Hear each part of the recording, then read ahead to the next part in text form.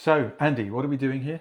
We're in the Dad's Army Museum in Thetford, Norfolk, Leon, and we're recording episode 5 of our podcast. That's Andy and Leon missing the point. Wherever you get your normal podcast from, this is definitely an unusual podcast because it's Andy and I talking like we talk so many times together.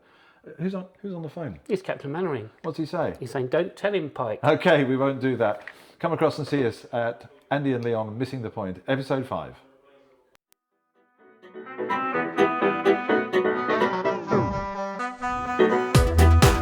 Welcome again to Andy and Leon Missing the Point, starring Andy Graham and Leon Daniels.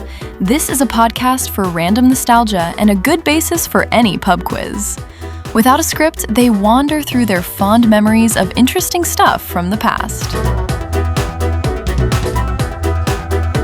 So Andy, here we are, of all places, at the Dad's Army Museum in Thetford. This is Andy and Leon Missing the Point, and we're out here today because we've got two special guests. Absolutely. So we're here with my old friend Stuart Wright, who is twice Mayor of Thetford, Chair of the Dad's Army Appreciation Society and a legend around Thetford, and also with Chris Garrett, who's written a really interesting brand new book called Jones's Van, The Journey, which is, guess what, about Jack Jones's van. We had a marvellous evening yesterday exploring the Burrell traction engine where Joan Jones's van is being kept. And we'll come on to later on, but there's a need for some money to get it back on the road, so perhaps we'll talk about that later on. We will but it's indeed. going to be very much Dad's Army themed, because those of you who could see where we are sitting, Leon is actually sitting in Captain Mannering's chair, and behind him is a stuffed pigeon and much mementos, is that the word? An Air Raid Warden's hat. You've got all sorts of things, and Captain Mannering's phone, which you can hear me pick up. That's amazing, isn't it? And if we try really very hard... So while you work, there is at work, beat up army, so's his army, whistle while your name will also go on the list. What is it? Don't tell him, Pike. Pike. I think we all remember that famous clip from Dad's Army indeed. So look, Andy, I've only got a couple of things which I forgot to mention last time, and this is a correction from episode 3. I think I'd said that everybody from Blake 7 had died, and in the last episode I corrected that because one or two people were alive, and there was one or two more which people have drawn to my attention. Glynis Barber as Sue Lynn, she's also still about. Dempsey and Makepeace, of course. Yes. And I saw her in the Carole King musical, Beautiful, at the theatre more than once. She did an absolutely brilliant job as Carole King's mother. There you go. The show is finished now in New York and in London. I think it might still be on tour nationally, but absolutely brilliant. Anyway, so to business. Here we are in the Dad's Army Museum, as I say, on a beautiful Friday morning here in Thetford, and we've got Stuart and Chris. So why don't we start, Stuart? Why the fascination with Dad's Army? I think that it's one of those things that's been written very well, stood the test of time, and it's now part of the British psyche. The catchphrases are well known by all ages, and the red top newspapers carry it on a regular basis. Don't panic, we're doomed. But also, we have something. We class ourselves as the guardians of a national treasure here. Whenever the comedy programs come out, it's always up there in the top 10. And the lines, obviously, the one we had earlier, is one that is well regarded as one of the funniest lines in British comedy. And one of the great things we've seen while we've been here, Chris, Jones's van. Indeed, we own Jones's van. Wonderful piece of machinery, iconic, recognised by almost everyone. What a wonderful pleasure because I'm allowed to drive it. Fabulous. Yes, don't we all wish that on us? Yes. So 1935. 1935. It was registered in the 28th of March 1935. Possibly the fourth off the production line. Ooh. We believe that to be the case. It's not down in print anywhere, I'd like to point out, but we believe that to be the case. And you're the author of the book, so what's the history of it? So I'll tell you a little bit about how it came about, really. I'm in the pub, as you do, and a gentleman came up to me and said, I saw that van in Southend in 1990. I said, did you? I said, that's not part of the storyline. And he said, yeah, it was a newspaper article. I'll find it. Off he went. I goes to the Weeking Steam Engine Rally. A lady comes up and she says, my dad's son wrote that. And I thought, that's interesting. I said, whereabouts did you live? She said, Rochester. She said, by Southend. Yeah. And I was like, okay. And sort of the two clicked, and I thought, I better investigate this. And then we've discovered a gentleman whose name was Vincent Nicholson, and he was living in Canada doing vehicle restoration. And lo and behold, he had been the person who spray painted the van. Vincent came with his mum and dad here, visited the place, couldn't believe it, sat in the van, and we learnt the storyline from the 1990s, which, oddly enough, as I said, we didn't know anything about. And so then you start to question yourself about, well, what did the van really do? And the fact that it was from 1935, that it must have gone through wartime, and of course that's when the story just expanded. Fabulous. It is, isn't it? It's just amazing. I really enjoyed seeing it yesterday. It's great that it's restored. Great that it's it's part of the Dad's Army Museum and available for people to see. So, tell us more about the Dad's Army Museum. So the museum itself opened in December 2007 by David Croft, who lived locally after the end of the second series at Honington. But we'd started the journey really in 2004, where we started doing walking tours of the Thetford locations. And that really snowballed, and that's when I came to the council. I said, we need somewhere to display some photographs.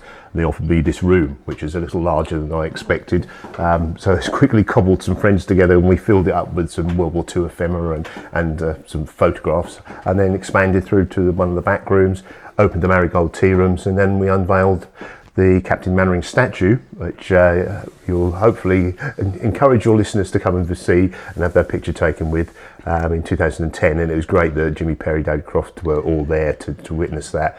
And we performed in the next door building, Carnegie, the Deadly Attachment, and I played the Verger in front of Frank Williams, the vicar, and Philip Maddock, the U-boat commander. So it's one of those things that will sit back in priceless memories of mine. But yes, so the museum's going from strength to strength. We'll be 20 years old next year, and we take the van on the road with our platoon of lookalikes, and we attend things all across East Anglia. And this year we'll be in the Lord Mayor's procession in London on a Thetford community float, and also we'll be up at the Royal Norfolk show and the Duxford Battle of Britain show. So we're hitting above our weight, really. Fabulous. In the museum, you pointed out a picture earlier on that you took when you were about 9 of Dad's Army being filmed. I did. It's my little Brownie camera. I've got some colour images of the marketplace, which is just immediately above where we are today. And I didn't think 50 years on would be of interest to the thousands that come through our doors each year. Which is a reminder, isn't it, to everybody, if you're out there taking pictures of anything, it's worth doing and keeping, because who knows one day where somebody might want something. So the fact that you have some photographs taken all those years ago of filming actually taking place here, you didn't know then when you were 9 it was going to be of any value, and here you are, the cornerstone of the Dad's Army Museum. The interesting thing is, I was at school when Dad's Army was being filmed, and the face on the poster, which is the episode, I was supposed to be doing double A level biology as they were filming it outside, literally in the street outside. We didn't do too much dissection of whatever it was we were supposed to be dissecting at the time. I watched Jonesy and Pikey going up and down the road with Mrs. Prosser's eggs, and what a wonderful clip. And I must have seen that 1,000 times, and I still laugh. Yeah. So it was something about the writing, wasn't it? I mean, that comedy like this doesn't normally live on, because normally this is going to be heresy, but if you now watch, for example, Monty Python, which was very funny for me when I was young, some of it's a bit tired and some of it's a bit not so good. But Dad's Army is as funny now as it was when it was originally broadcast. Yes, I think it's one of those things that you can dip into. You know what you're getting. The menu's there. You've got a bit of slapstick, a little bit of innuendo, a little bit of jokes that are running gags. So people feel comfortable, I think, sitting down and watching it with all members of the family. But we all know a Captain Mannering. We all know a Sergeant Wilson. Yeah. Do you think that's very wise, sir? We all know someone who panics and says, "Don't panic." We all know someone who's perhaps Scottish, who's a little bit dour. Mean. We all know somebody who's in Dad's Army, don't we? We do. So, amongst the things I didn't know, and one thing I didn't know previously, which was that David Jason was originally cast as Corporal Jones, and that casting lasted for about 45 minutes, because while he was being cast, so was Clive Dunn being cast by somebody who had greater clout. And as a result, and David Jason talks about it in his memoirs about how he was Corporal Jones for 45 minutes. There's also a rumour floating about that John Le Mesurier and Arthur Lowe were originally cast the other way around. Is that yes, that was mooted at one point, but obviously that I don't think that would have worked long term. the Captain Mannering being the more middle class, shall we say, and the more... Yeah, I mean, even accepting their actors, so they sort of play different people. But I wasn't sure whether it was a sort of urban myth or whether you heard the same urban myth that I did, or whether there's any substance to it. Yes, I think that was the case, but then it was chosen that it worked better the other way around. Oh, absolutely. Yeah, definitely. I think you have to admit that the casting was brilliant. Oh, yes. Absolutely and utterly brilliant. Interesting enough, Jack Haig also had an opportunity, I believe, to be Corporal Jones, but turned it down because he'd got 2 weeks' work with the BBC or 6 weeks with ITV, and he took the 6 weeks. It was, and it was never quite the same after Jimmy Beck left the cast, because he died, did he not? Between seasons. Yeah. There's one episode where his last one, it was filmed, I think, down at House Hammerston, just down the road, and it's looked back on it, and they put something in the window, I think, memoir to Jimmy Beck. I think it was Don Lemazurier put a W and in the window on the condensation inside the window as a memory towards.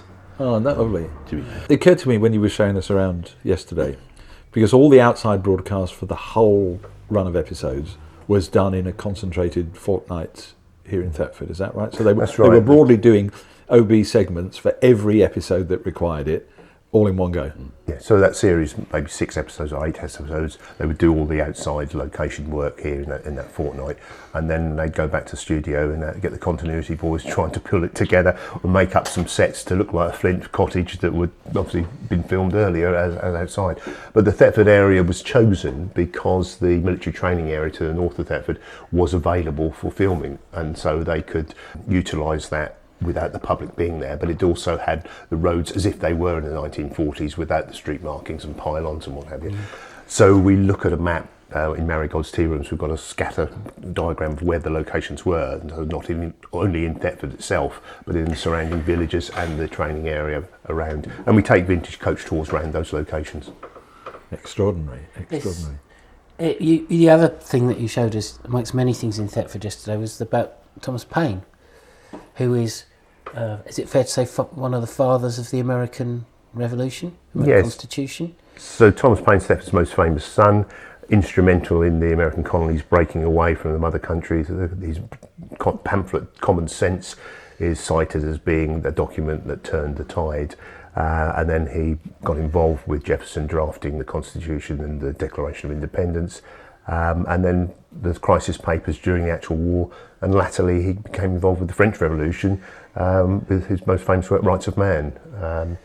Yes, he's got a lovely gold statue in Thetford, which Napoleon said there should be a gold statue of Paine in every city in the universe. Well, as I say, we only didn't quite make that. We made a gold one in Paris and a gold one in Thetford, and there are a couple of others in New Jersey and one in Lewes.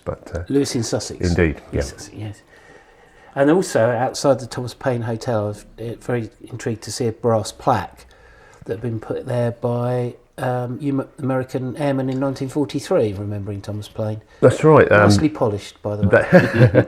They were stationed at US Air Force Nettershall, which is about 8 miles east of Thetford. And once they were made aware that Thomas Paine was from Thetford, they clubbed together and put the plaque up on the building of his birthplace. And named one of their flying fortresses Tom Paine, which I showed you a little picture of yesterday. Yeah, we'll try and make a link to that. Well, is there any more that you could want from Thetford than all of this history that's taken us extraordinary, almost a day to suck up? It has. In a relatively small place, and it's clear that Stuart has put so much effort along with his team of able volunteers into explaining it for us visitors as what's going on. And did we understand why Thetford was chosen as the venue in the first place for the outside broadcast? Because they had the opportunity to use the military training area, but also Harold Snowd, who was the director who went on to produce other BBC programmes. He was in charge of finding a location. He came to Thetford and saw the Flint cottages and the white brick buildings, and he said that had the right tight-knit feel of a wartime community, but it also had the hotels, a station, which logistically would work for the actors coming up here. So it was Warmington-on-Sea, even though it's 60 miles away from the nearest. Well, you look at the map, Thetford's the most inland place you can get in East Anglia. But so the beach that when it did feature was at Winterton, just north of Great Yarmouth. But you very rarely saw the sea. Some of us like to think it's still Warmington-on-Sea. Yes, indeed. And there's one or two places named. So we saw Pike Lane, didn't we? Is that connected to? Yeah, so Pike Lane is on our tour. We said we're now going to pass Pike Lane, unfortunately. Has nothing to do with Dad's Army, but in 100 years' time, who's to say a myth may evolve. But they have built a new block of houses development up by the station and called it Warmington and Court. In the Bell Inn, they've renamed all their rooms after characters from Dad's Army, and even the local butcher has rebranded himself as J. Jones the Butcher. Fabulous. So I get the impression then the people of Thetford rather like the association with Dad's Army. I mean, you remember it from the filming. I can tell you, we take the van out, and as soon as it's left the Charles Burrell Museum, I've got people waving at me, tooting their horns, lights flashing, and people are very patient as well. I might be going fairly slowly, but they know what we are, they know who we are. Yeah. The public's response is fantastic. It is, and certainly one of the memorable things from the programme, because the van only came into Series 3. That's right, yeah, Episode 1 of Series 3, the Armoured Might of Lance Corporal Jones. That's what it was, and the guns were putting through the holes on the side, going bang 2-3, bang 2-3. That's correct, yeah. There were also the roof. The roof had originally had slots cut in to do the same, and but I'm afraid I think the weather eventually got in, and in 1990, when I mentioned the renovations, they gave it a new roof at that time. The other thing which was a surprise to me, as a result of reading the book, Chris, was the association with my old friend Prince Marshall. That's correct. The association clearly started a little bit before the 1964. I'm not too sure of the exact date, but the van had been used as a distribution vehicle for Barker's subsidiary Zeta, the Zeta Cake and Confectionery Company in Knightsbridge, and Kensington, sorry, and it had clearly had done its part there, and the MOT came in. The van became effectively redundant at that point. The old vehicles weren't appreciated. They were left dumped on the side of the road. But in this case, the van made it into a film that it happened here. Oh yes, yeah, amazing film. And Prince supplied the vehicles. And from what I understand, a gentleman called Jeremy Bacon, who was also quite famous in restoring Rolls Royces, he actually gave the vehicle to Prince Marshall. So for the non-transport people listening to this, Prince Marshall was the father of the vintage commercial vehicle preservation movement. He was the editor and proprietor of Old Motor magazine, which was absolutely the magazine for all vintage vehicle enthusiasts. He was part of the group that bought the first ever London bus for preservation, which they did in 1954. And Prince then, one of the things that he did in his rather short but very colourful life was that he worked with Andrew Mollo and Kevin Brownlow on It Happened Here, which is the story, of course, of what would have happened had Britain fallen and the Germans had occupied, in this particular case, in London. And of course there was a need for all the wartime type vehicles, including buses and vans and cars and so on.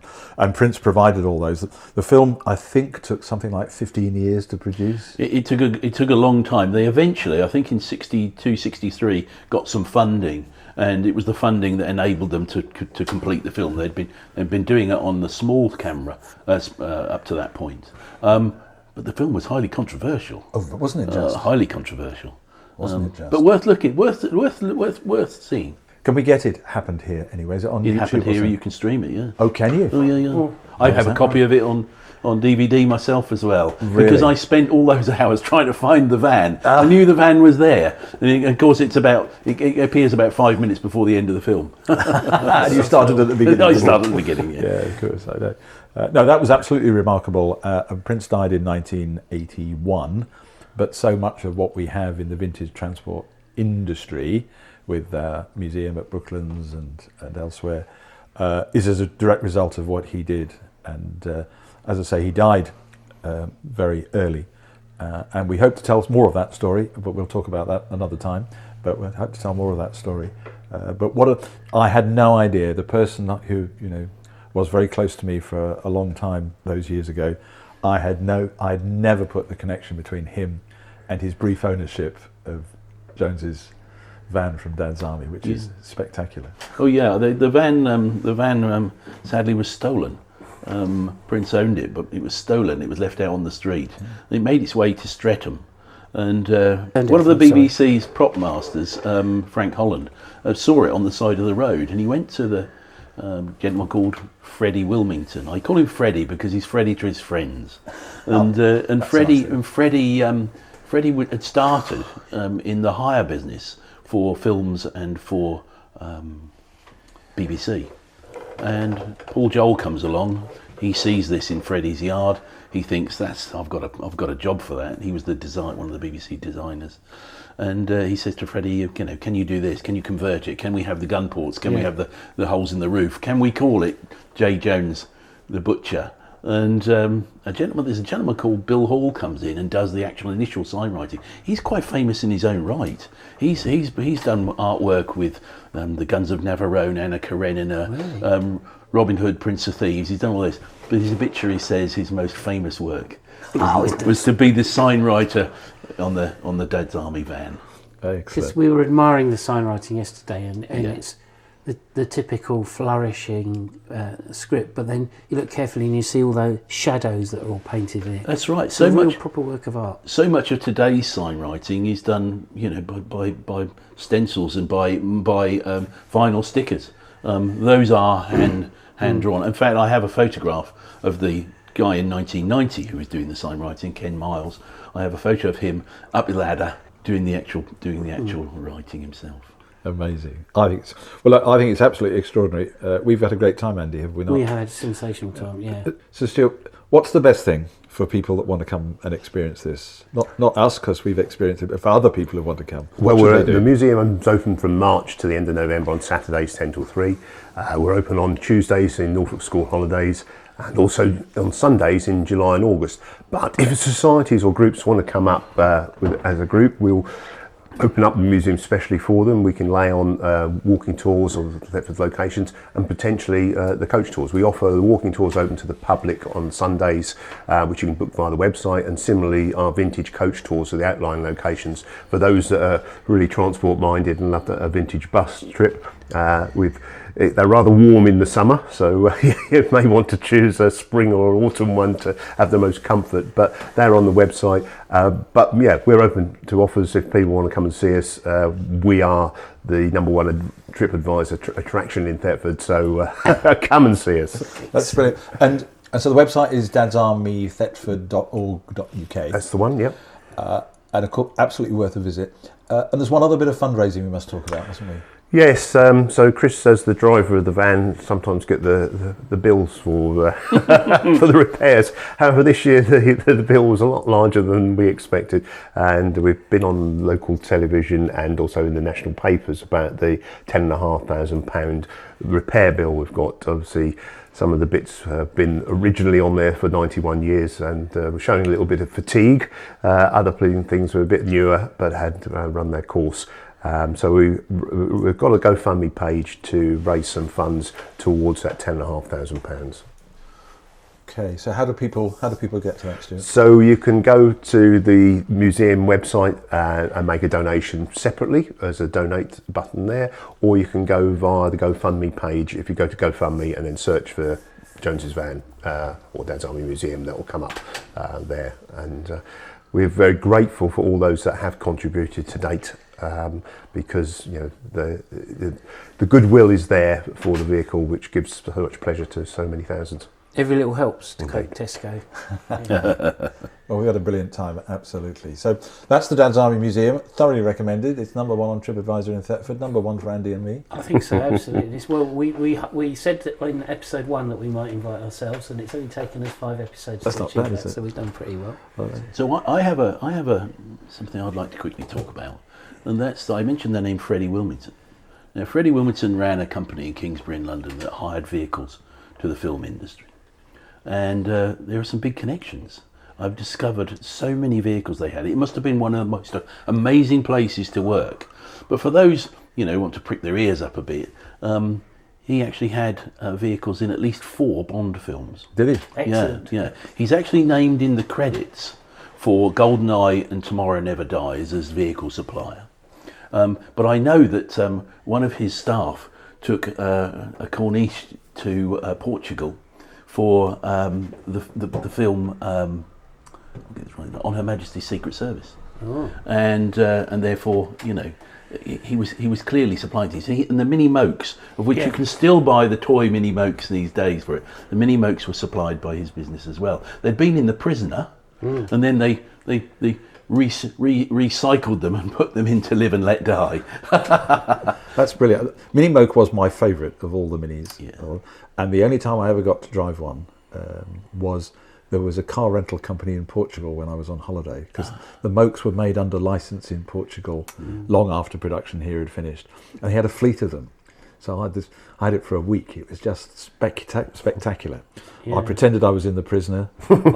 It was just magic. My family was fed up with me asking them to stand by the roadside and for me to come around the corner and pick them up. But I often wonder what it must have been like in that garage.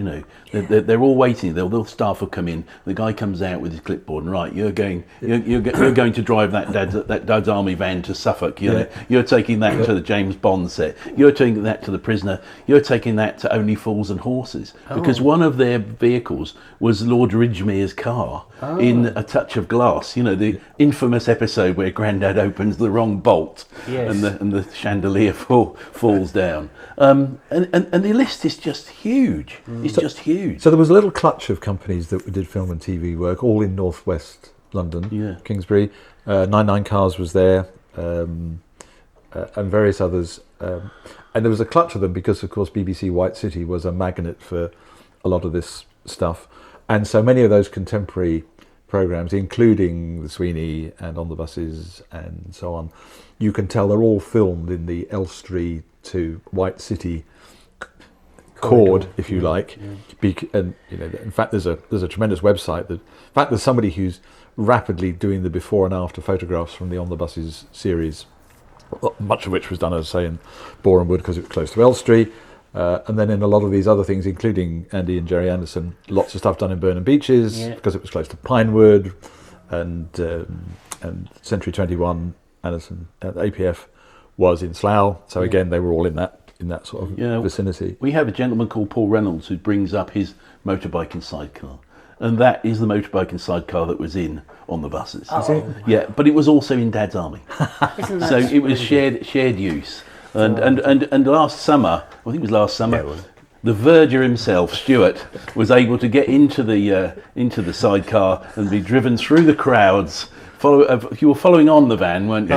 In a Thetford 1940s celebration. Fantastic. Sitting in the very seat where Olive sat on her way to the hospital to give birth to little Arthur in On the Buses, and isn't that remarkable? And where the sidecar came off and all the luggage came off on a bend on Holiday on the Buses, I think. Yeah.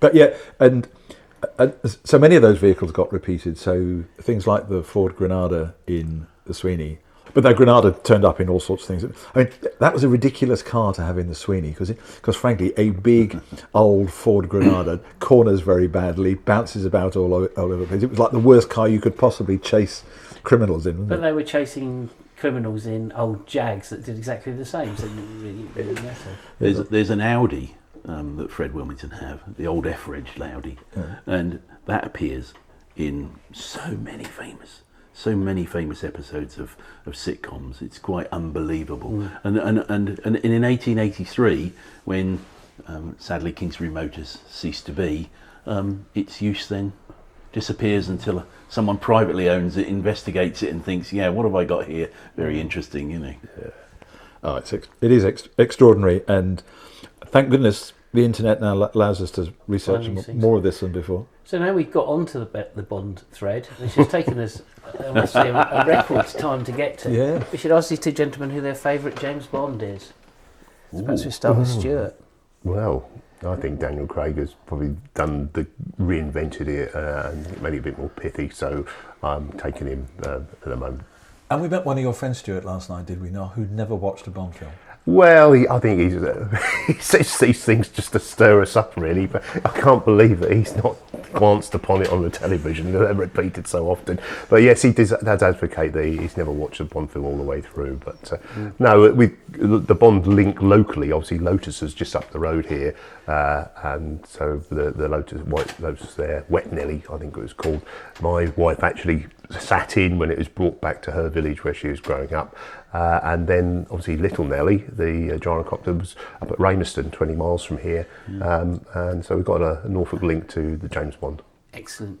Chris? I think Sean Connery's my favourite, actually. I think it's the Scottish accent that does it. You know, there's just something sophisticated, I think, that comes out that, you know, typical sort of James Bond. But things have changed over the years, haven't they? You know, the way that the world has changed, James Bond has changed. Yeah, totally.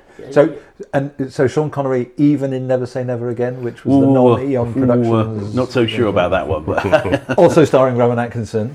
Really? Oh. Yes, Rowan Atkinson was the British spy. ambassador. But they're sort of, trying to keep a discreet.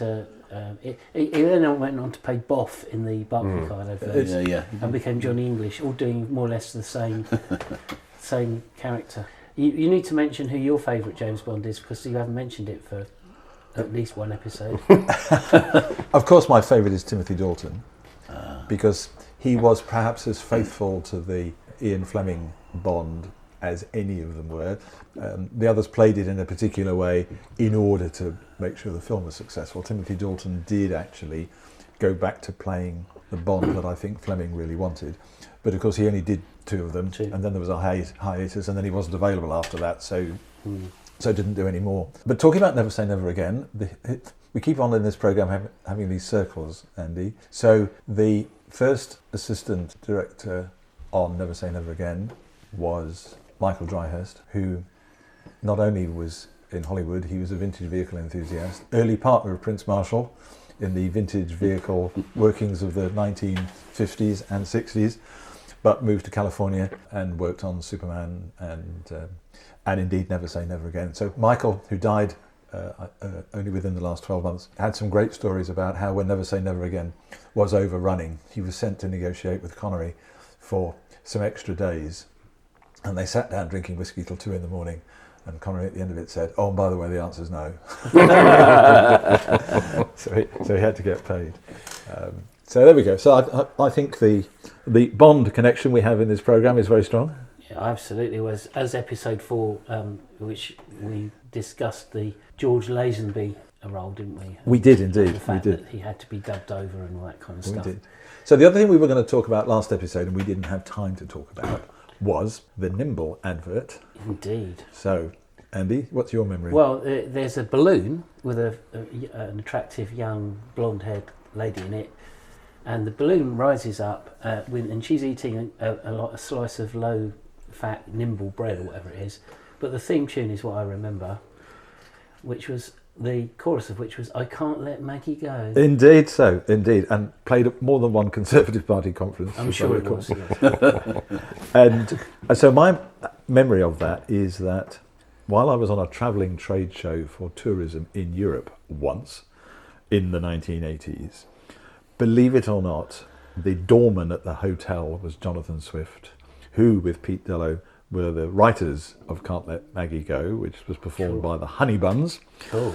And not only was he amazed that we knew who he was, because he was the doorman at a hotel, and wasn't expected. In fact, we all went out for dinner that night, and when he finished his shift, he came over to the restaurant with his guitar and sang to us in the restaurant, which was absolutely sensational. And he sang Can't Let Maggie Go, of course.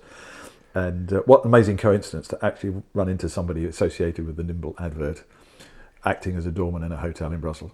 Cool. You couldn't make these things up, could you? And we've just had the Charlie's Angels 50th reunion. anniversary. 50 years of Charlie's Angels. Really? I know. Yes. I have previously mentioned on this programme that Kate Jackson was one of my adolescent favourites. Yeah, well, we went through the Farrah Fawcett Majors, Lee Majors, $6 Million Man kind of routes, didn't we, as well? We did, and it was great to see the reunion. Kate Jackson looked very unsteady on her feet and was actually subtly helped by Jacqueline Smith and Was she? Cheryl Ladd. to come off the stage. And She was apparently also in The Scarecrow and Mrs. King. She They may have was. mentioned that last time. she was indeed Mrs. King, and in fact she did a number of really good films, that many of which are absolutely underrated, but are still available to see for sure. But I think we might have mentioned this before. She never forgave Charlie's Angels because it was her contractual commitment to Charlie's Angels that prevented her from starring in Kramer versus Kramer, which Meryl Streep then did in her absence.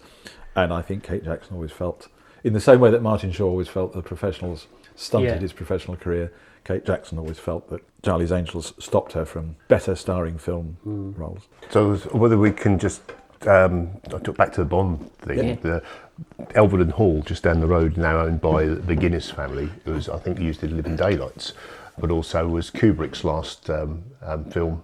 So that was the Elverton Hall. What's it called? Eyes Wide Shut. Eyes Wide Shut, Yeah. With Nicole Kidman, wasn't it? Yeah. And Tom Cruise. So Tom Cruise was Cruise. there. And Tom Cruise, My friend was working there in the accounts, and she's got the lovely. She's quite short, and then a picture of Tom Cruise, and they're both the same height. It's quite lovely. But the hall itself, for those that don't know, is the family home of the Guinness family now. But prior to that was the home of the last Maharaja of the Punjab, Julip Singh, who was brought over to Britain in the mid 1800s to have all his goods and titles taken away from him, including the Kohinoor diamond, which is now in the Crown Jewels.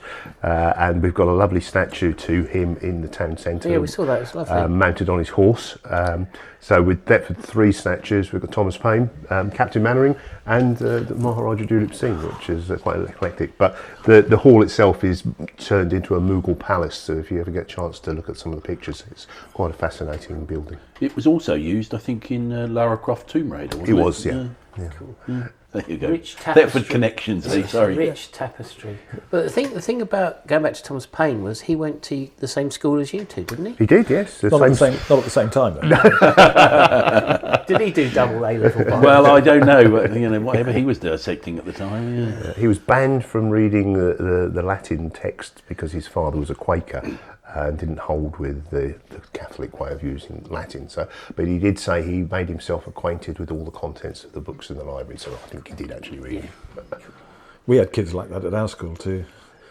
What, banned from reading Latin? No. Educating themselves by reading all the books in the library. But another one of our alumni was the Earl of Surrey, who led the English at the Battle of Flodden. King Henry VIII had gone over to France, and Catherine American charged the Earl of Surrey, who had his titles taken away because he fought on the wrong side at Bosworth, and led the English victorious against the Scots in 1513, and then came back and was restored to his titles as Duke of Norfolk, and then subsequently buried in Thetford Priory. And Thetford Priory is open as well. That was a delight yesterday, just to see yet more of the history of Yes, Thetford. well, that's the burial place for all the Dukes of Norfolk, and also Henry VIII's illegitimate son, Henry Fitzroy, who actually ended up marrying the Duke of Norfolk's daughter, hence he was charged with doing it. But Wolsey was a frequent visitor, and Thetford Priory was the last but one to be dissolved under Cromwell's, Thomas Cromwell rather than Oliver, in 1540. And Mr. Fitzroy went on with one of his descendants to invent the shipping forecast. Well, we just need to distinguish that Fitzroy is a different Fitzroy, because the Fitzroy buried at Thetford Priory was Henry VIII's son. The Fitzroy descendancy for the shipping forecast was from the Dukes of Grafton, which is 3 miles the other way, at Euston. So Euston Hall was where the Dukes of Grafton still reside today. And the descendant of the first Duke of Grafton, whose father was Charles II and mother was Barbara Villiers, the guy who did the shipping forecast was at Ampton Hall, about 6 miles to the south of Thetford, and yes, his name was carried into the shipping forecast, and also was responsible for putting all the weather reading stations at all the ports across the country. Because Fitzroy in the shipping forecast hasn't always been called Fitzroy. No, it It used to hasn't. be called Finisterre. And it used to get confused because it's down towards Spain. There's a Spanish version of Finisterre, which of course it's kind of like it's their bit of the sea, isn't it? So the Met Office decided to rename it beginning the same letter after Fitzroy, and huge numbers of people wrote in to complain about how dare they change change one of the British institutions. It's like, well, it's actually a useful thing for mariners to know if they go out to hit a force 17 storm. Yeah. So it needs to be quite accurate and useful rather than just an ornament. I know. So was it a consequence of Brexit? Is that No, I think it was just that the two. See, I don't know the detail, but I think the two sea areas called Finisterre weren't the same. So there's a Spanish Finisterre and an English Finisterre. But there's somebody's been round every shipping area point and had to fly out in helicopters to north at zero and south at zero because there's nothing there. Marvellous book about how to get round the shipping forecast. I was going to say, talk about Brexit, that I would have thought the only advantage of Brexit that should have been put forward was we wouldn't have to take part in the Eurovision Song Contest anymore. But sadly, despite Brexit, we still do, and it's still as dire as ever, and our performance in it is equally awful.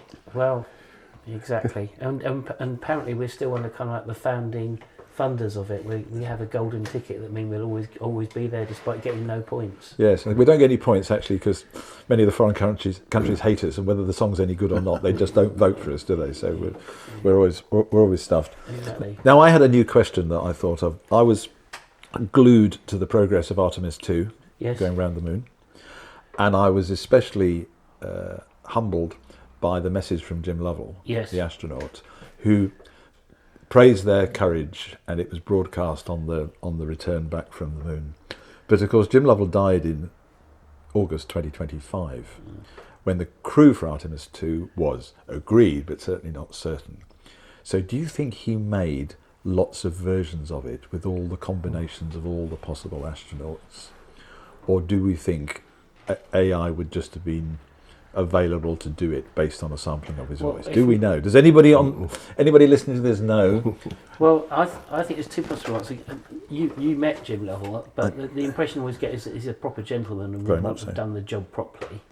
Having said that, if NASA can't get AI to sound people's names, then getting a rocket around the moon is a bit of a chance, isn't it? I suspect that he read out all the names and then AI sorted it all out. But you say it's a lovely touch, and because his crew have previously held the record for getting as far away from Earth on Apollo 13 because of the zero return slingshot thing that they draw on the whiteboard. Yeah. And of course that's now been beaten, and it will get beaten again. Of course. Touchwood. So here's one for your pub quiz, Andy.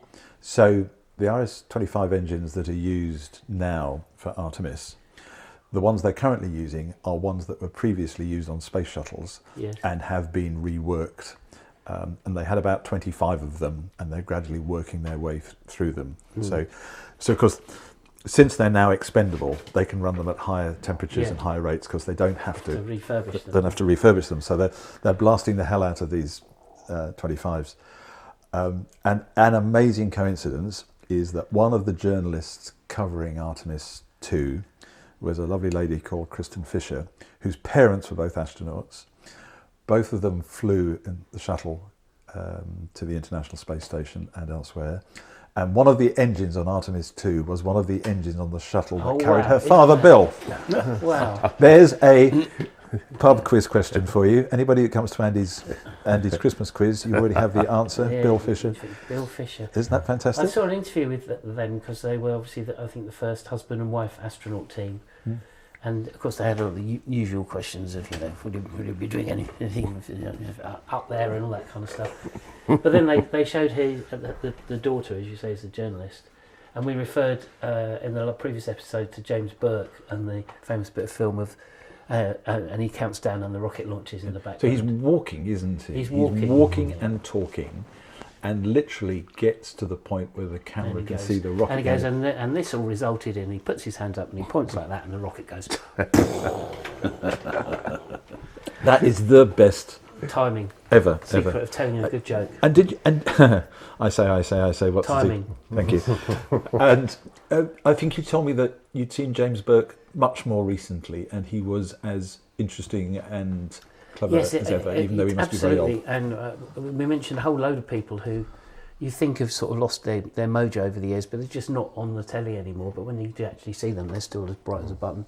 That allows me to jump in and say James Burke is now 89. So can I just point out on behind me, we've got Helen Sharman there, who actually sat at the desk here, Leon, where you're sitting. So you have. So for those of you watching in black and white, Helen Sharman, the first British astronaut, sat in the very seat where I am, Captain Mannering's seat here at the Dad's Army Museum. You've had everybody here. We're very fortunate that the Carnegie Room next door has a number of speakers over time, and I usually grab them and say, while you're here, do you mind coming next door to have a photo taken? And most of them... I'd like to point out, Leon, that that's the vicar's office, not Captain Mannering's, okay? So we've got Melvin Bragg, Liz Truss. So Liz Truss was your MP? She was, yes. Yeah. Eric Robson. Presumably that was Gardner's Question Time, was it? Yes, we did have Gardner's Bob Question. Flowerdew. Yeah, Bob Flowerdew. Bill Turnbull, sadly missed newsreader. Many pictures of the cast of Dad's Army over many years. There's a couple that I haven't put up. There's Mira Sayal. She came to Thetford with the Julep Singh link that we talked about. So I grabbed her from upstairs. And I've got a couple more to put Michael on. Knowles and We've had John Joe Clegg. Pasquale here. Joe Pasquale, Yeah, Michael Joe Knowles and John Clegg from in Off Hotman. Off Hotman. Lardy Dar Gunner Graham, which takes us nicely back to Melvin Hayes, who was in Summer Holiday. Summer Holiday, yes. And Yes, he's he still was. going as well. He was in Would I Lie to You the other month, which is always a good programme to watch. Bob Mortimer. You must know the story about he did a Would I Lie to You, where his lie was that Chris Rea told him to stick an egg in a bath because it made it a more comfortable bath. And it was a complete lie. But then Chris Rea sent him a picture of him in the bath with eggs floating in it. So it's life imitating art. I do often have to seek out reruns of Would I Lie to You just for the Bob Mortimer, just to see how extreme you can get. And I think that it's always nice to see David Mitchell squirming, He because he doesn't know whether to believe him or not. Exactly, the torture of Mitchell. It's a not unusual icebreaker at any sort of business conference where everybody has to people have to stand up and say something about themselves that nobody else could possibly know, but one person has to lie, and you have to work out who the lie was. Because the one I always used was that I'd driven for Martin Shaw. My colleague who ran the Underground said that he had posed naked for an art class drawing session, which of course everybody thought was the lie, but it was true. And if he was the sort of person you knew, you'd think that's the sort of thing he would never have done. Oh, there we go. I can't remember what the lie was actually, but it was very convincing. No. I just use the line, I drive Jones's van. Yeah, well, exactly. Don't be ridiculous. Don't be ridiculous. That can't possibly be true. Definite mic drop there. Absolutely. Well, but Andy, there we are, I'm afraid. Running I out think of we're time. coming to the end of time. So we're coming to the end of our time together. It's been brilliant. So Stuart and Chris, thank you very much for seeing the van, the tour of Thetford, including all of the locations that we used in the outside broadcast bit of Dad's Army, and for this wonderful museum. And we can't say more than to encourage people to come here to Thetford. Book in advance if you can to get more out of it. Go and look at all the places, come to the museum, see the van, and of course contribute to all the volunteers here at the museum, and if possible towards the upkeep of the van, which has had a big maintenance bill this period. And do come and buy a book And by come and some buy- famous author of Come and buy whoever a that book. might be. Come and buy a book from Chris. He's going to do a book signing at Withers. I was going to say Weatherspoons. The other one. That's where the Verger counts the collection. Yeah. Yeah, thank you very much, gentlemen. As Thank you. always, I've been here several times over many years, but it's always a delight. And if we had video in our webinar, you would see just the delight of stuff that is here on display, and the way it's all been curated and put together. I'm not kidding. Leon looks just like Captain Mannering. And at any moment now, the phone will ring and it will be a call to arms. So thank you very much again. It'd probably be Elizabeth on the line. Brilliant. Thanks, everybody. Rabbit ears on the television set, tuning in to worlds we haven't. Andy and Leon were Missing the Point, starring Andy Graham and Leon Daniels. Please leave us a review or a rating and share with your friends. Again, laughing through the static time and time again.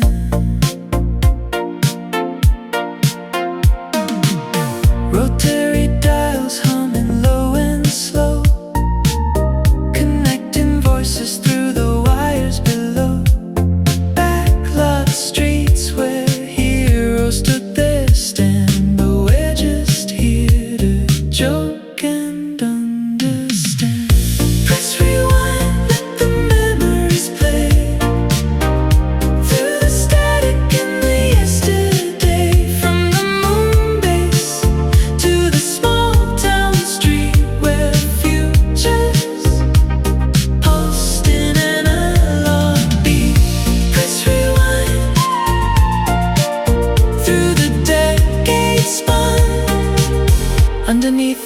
old cathode sun.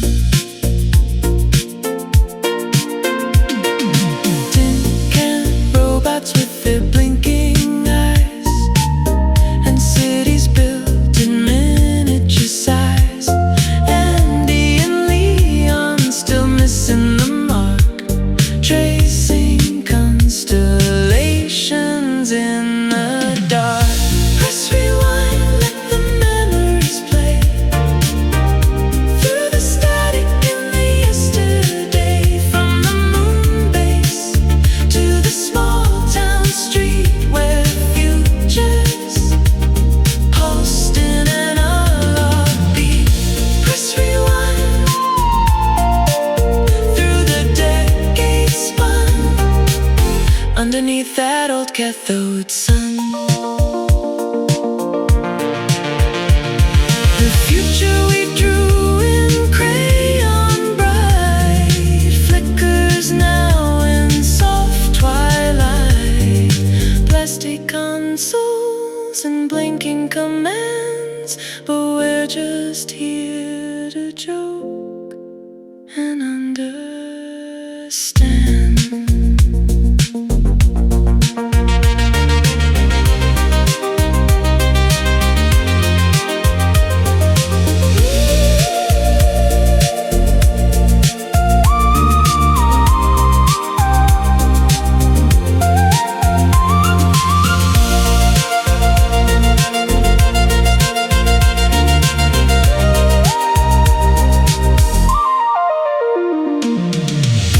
Press rewind.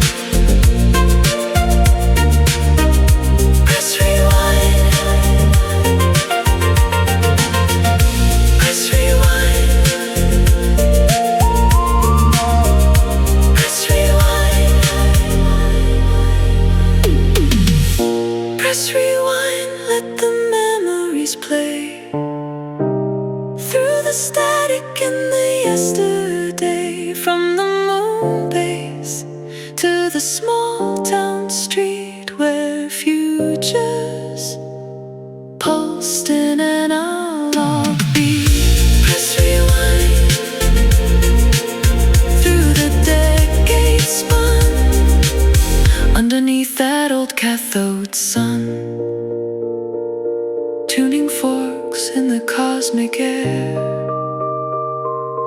Andy and Leon missing the point. Fade to static, fade to gray. Still missing